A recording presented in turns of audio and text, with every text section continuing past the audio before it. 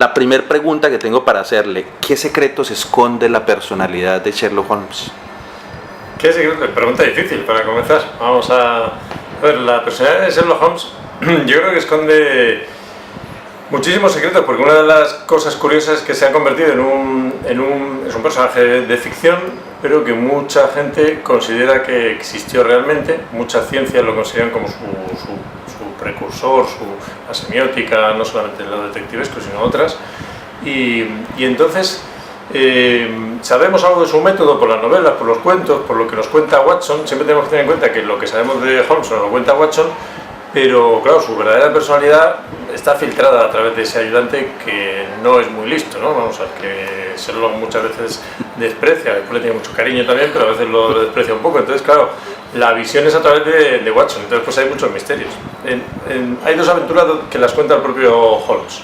Curiosamente hay dos de las aventuras, pero el resto está contado por Watson, claro, es su criterio, ¿no? ¿Qué relaciones más allá de lo literario podrían existir entre Holmes y Watson? Por ejemplo, si uno piensa en El nombre de la rosa, que también hay dos personajes que son como un homenaje a ellos, o en algunos cuentos de Julio Verne, digamos, ¿qué intencionalidades podría haber allá en términos tal vez ontológicos? Te refieres un poco como al sentido del maestro y el aprendiz, por ejemplo, en este aspecto, ¿no? Sí. Sí, efectivamente, no es como una pareja de maestro-discípulo. El hombre de la rosa, claro, es efectivamente eso, ¿no? Se llama Baskerville, por el perro de Baskerville se llama Atso, ¿no? Como Watson, Atso, ¿no? Y sí, es esa idea de enseñar a alguien, en cierta manera. También Watson, hay un momento en una de esas aventuras que he dicho antes, en las que las cuenta Sherlock Holmes, precisamente él le está contando lo que le está sucediendo y en un momento dado dice: echo de menos a mi buen Watson, porque necesito a alguien a quien contarle las cosas, porque cuando las cuento las entiendo mucho mejor.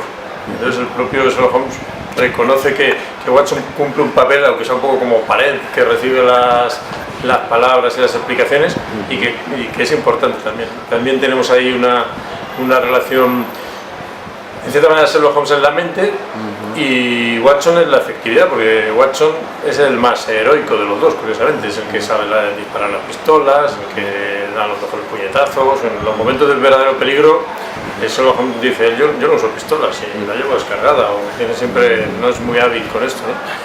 A pesar de que pues lucha y tiene habilidades marciales y todo lo demás. Pero Watson es más típico héroe, ¿no? En ese sentido, ¿no? Más la acción, ¿no? Y el otro es más el pensamiento.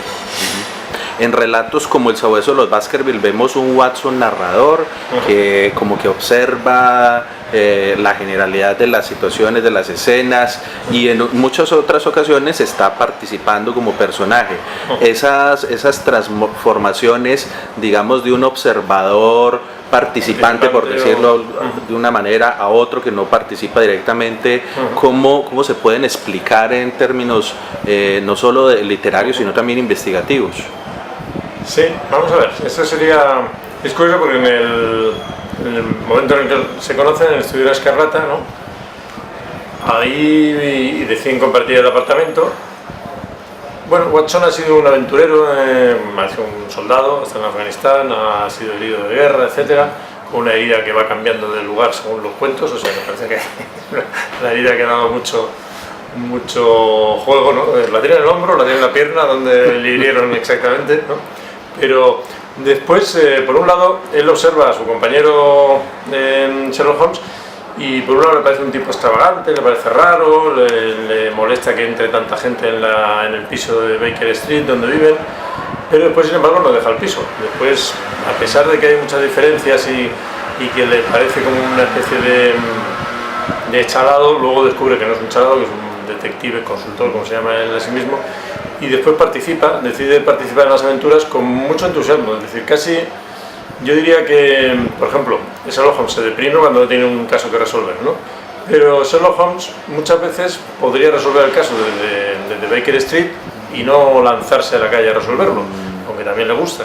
Pero Watson, sin embargo, adora, yo creo, más la acción. Él realmente le gusta más participar en los casos. Cuando de pronto Holmes le invita a acompañarle y a ir a donde los Baskerville o en cualquier lugar y tal, a Watson le parece maravilloso participar en la aventura, ¿no? En el sentido de participante, por un lado es como observador, pero por otro lado, mientras más se involucra, más feliz parece Watson, ¿no? En obras como no tan elemental como ser Sherlock Holmes ha encontrado maneras de explicar fenómenos investigativos como la inducción, la deducción y la abducción. ¿Usted tendría de una manera sencilla para iniciados, para personas que están empezando a investigar, una forma de explicar la diferencia entre las tres? Tú dices, por ejemplo, tienes un saco de judías, ¿no? Y esas judías son todas de color blanco, ¿no? De frijoles, judías, etcétera, ¿no? Garbanzos. Entonces son todas de color blanco. Tú sabes que son de color blanco. Entonces, si tú encuentras una judía blanca en cualquier lugar, tú por deducción sabes que pertenece a ese saco de judías, porque sabes que todas las judías blancas pertenecen a ese saco, ¿no?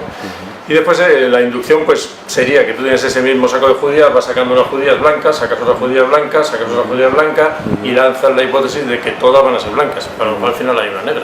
Por eso digo, la deducción es seguro, ya has vaciado el saco, has visto que todas son blancas, lo vuelves a meter y dices, saques la que saques va a ser blanca, tienes el conocimiento seguro.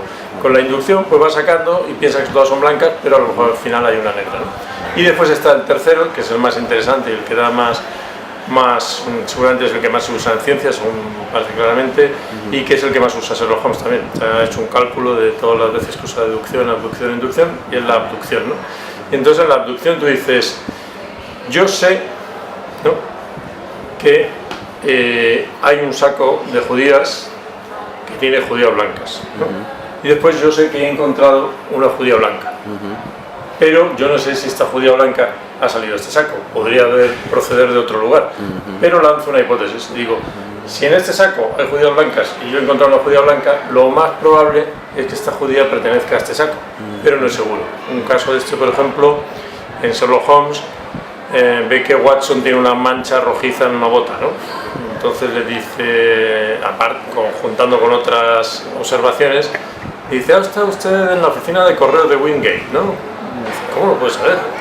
Entonces él empieza a reconstruir, tiene más datos, ¿no? Pero uno de los datos es que hay obras en la oficina de correos, han removido el suelo, hay un barro rojo, y entonces, bueno, pudiera ser que el barro fuese de otro lugar de Londres, no es el único lugar donde hay el barro rojo.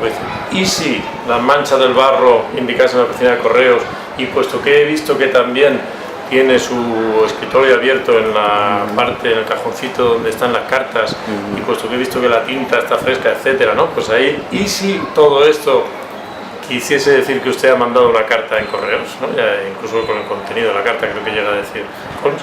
Entonces tú ves ciertas cosas que pudieran tener relación, pero que no estás seguro, como en la deducción, donde sí que estás seguro de que claramente pertenece a esto, y es un poco más interesante el pensamiento que en la inducción, no simplemente que vas acumulando observaciones iguales una tras otra, entonces dices, pues todo será así, sino que dices, esto que está separado y esto que está separado podrían tener conexión, ¿no? Bueno, muy interesante porque es el pensamiento causal, de causa-efecto, ¿no? Dices, si hubiese una causa y un efecto que no conocíamos hasta ahora y que resulta que existe, ¿no? A veces falla, ¿no? A veces tú dices, esto y esto deben estar relacionados, lanzas la hipótesis abductiva, digamos, y fallas, no hay relación ninguna, ¿no? Se podría decir que la abducción tiene una relación directa con el hecho de atar cabos. De atar cabos, exactamente. Sí. Tú ves cosas dispersas. En realidad es el pensamiento científico, digamos que en cierta manera, al final, cuando ya se hace firme, tiene que usar la deducción, ¿no? La inducción, por ejemplo, dice el filósofo de la ciencia Karl Popper, que la inducción no vale para nada prácticamente. Dice que por mucho que observes, nunca compruebas, ¿no? Precisamente él tiene el método que dice que es el contrario, que en vez de comprobar hay que refutar, falsación, ¿no? Falsación, que tú puedes mostrar que algo no es, pero no puedes mostrar que es, por muchos cisnes que observes blancos, y si hubiese de pronto un cisne negro en Australia, ¿no? Y ya puedes observar 1 millón de cisnes, o 3 millones, o 4, y eso no hace más seguro que los cisnes sean blancos, ¿no? La deducción, sin embargo, te dará alguna razón por la que digas, no, hemos comprobado por el ADN que no puede haber cisnes negros, entonces ya estaría descartado. Sherlock Holmes de alguna manera ayuda a desarrollar habilidades investigativas. ¿Usted cree que la intuición y la imaginación hacen parte de esas habilidades y son otra forma de llegar al conocimiento? Sí, en parte, ¿no? Hay que tener con mucha prudencia, ¿no? Con la intuición muchas veces se malinterpreta. Yo digo que la intuición es un pensamiento creativo, digamos, es una manera de tener ideas, de que surjan ideas, etcétera, que funciona en el 95% de los casos. 95% de los casos. Ahora bien, en el 5% de los casos restantes falla.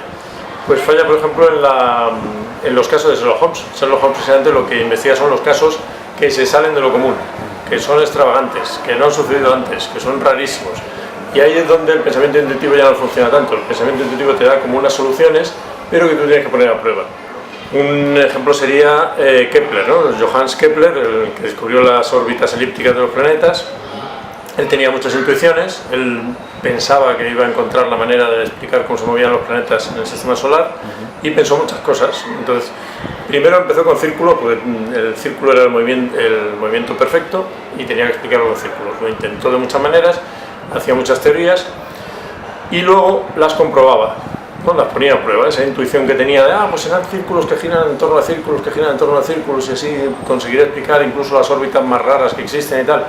Pero tenía el mejor observatorio de la época, el de Tycho Brahe en Dinamarca, lo probaba, miraba las estrellas y veía que no funcionaba, ¿no? Y que los hechos le refutaban, ¿no? Y buscaba otras cosas. Intentó también explicar el movimiento de los planetas con los sólidos perfectos, que son las figuras que tienen los lados iguales todos, ¿no? Por ejemplo, el cubo, el tetraedro, ¿no? Todos los lados son iguales, ¿no? Son 5 solamente, ¿no? 5 sólidos perfectos. Y lo intentó colocar ahí a Marte y a Mercurio haciendo con el tetraedro, moviéndose por el cosmos y tal, y también le falló. Y al final, dice, pues iba usando sus intuiciones, pero las ponía a prueba después, es lo interesante del asunto, ¿no? Y al final la que se le ocurrió, dijo, bueno, voy a tener que usar la elipse, ¿no? Y dijo, tuve que echar mano del carro de estiércol. Para él la elipse era el peor movimiento que existía, porque es completamente imperfecto, tiene 2 focos, es irregular, tal, ¿no?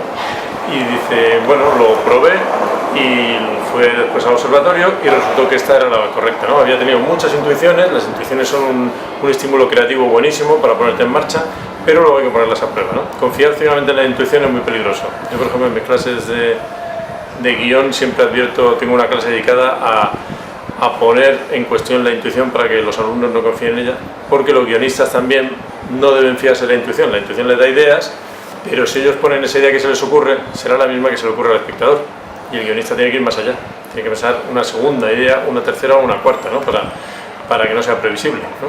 Tal vez esa era una de las razones por las cuales Sherlock Holmes ponía en ridículo también a Scotland Yard. Sherlock Holmes desconfiaba mucho de las primeras impresiones, de las primeras intuiciones.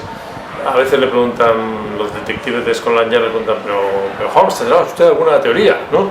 Dice, tengo muchas, pero ahora lo que necesito son hechos. Necesito hechos, observarlos y ver si alguna de ellas funciona. Pero por tener tengo muchas teorías, ¿no? Y también decía aquella frase famosa de es tremendamente peligroso empezar a crear teorías antes de haber examinado los hechos, porque lo normal es que al final acabemos redondeando los hechos para que se ajusten a las teorías, ¿no? Y entonces las distorsionamos y retorcemos para que se ajusten a esa teoría que hemos hecho, ¿no? Las teorías o las intuiciones que se nos ocurren son peligrosas también por otra razón, porque hay esa frase que dice, la primera impresión es lo que cuenta, ¿no? Y yo digo, sí, pero para mal, porque a partir de una primera impresión que nos hacemos de alguien, decimos, este es un egoísta, o este es un no sé qué, o este me cae mal, o es muy antipático, o cualquier cosa.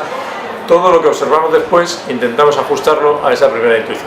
Con lo cual hay que tener mucho cuidado con la intuición, porque la intuición muchas veces es el depósito de los prejuicios, es lo que hemos aprendido en la vida, cosas que el cerebro nos avisa y hace muy bien, ¿no? Pues ya digo que el 90-95% de las veces funciona, pero hay que tener mucho cuidado, ¿no? Porque muchas veces es un prejuicio que aplicamos a la realidad, ¿no? Ser como Sherlock Holmes sería como imitar a ese personaje que vivió decimonónico y hacer un poco como lo que él hacía en su época. Pero también la ciencia ha avanzado mucho, debemos contar con los nuevos descubrimientos, podemos contar con Internet, por ejemplo, como en la serie Sherlock, ¿no? Ahí lo modernizan, ¿no? Es interesante ese aspecto que llevan a Sherlock Holmes al presente, claro, pues usa las bases de datos, todo ese tipo de herramientas que tenemos, ¿no? Pero sobre todo eso, ser Sherlock Holmes, ¿no? No imitarlo, sino ser. pensar como él, inquietarse ante los misterios de la vida, los enigmas, intentar resolverlos, tener esa curiosidad sin límites y después emplear los métodos científicos, aprender muchas cosas, etcétera. Bien, muchas gracias por atendernos y finalmente le agradezco un saludo a los profesores y estudiantes del Eje Cafetero, en especial a los integrantes de nuestro semillero y grupo de investigación EduMedia 3. Muy bien, bueno, pues ha sido un placer hablar con vosotros.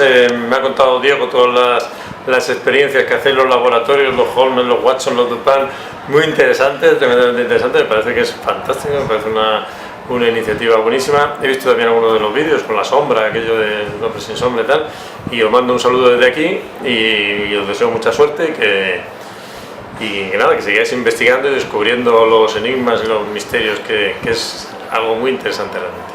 Muy bien, muchas gracias, maestro. Gracias a usted.